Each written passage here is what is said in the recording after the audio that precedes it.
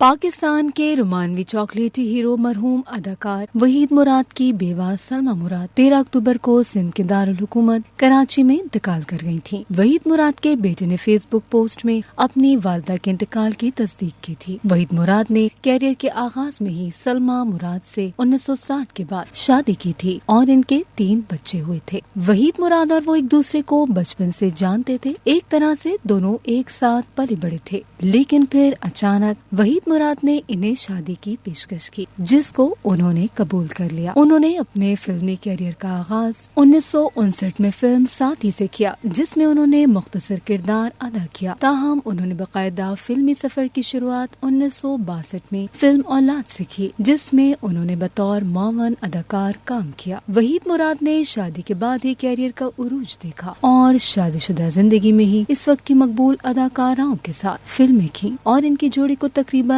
ہر اداکارہ کے ساتھ سراہا گیا۔ وحید مراد نے 120 سے زائد فلموں میں کام کیا، جن میں 8 پنجابی اور 1 پشتو فلم بھی شامل تھی۔ انہیں نگار، لائف ٹائم لیجنڈ ایوارڈ اور حکومت پاکستان کی طرف سے سول ایوارڈ سے نوازا گیا۔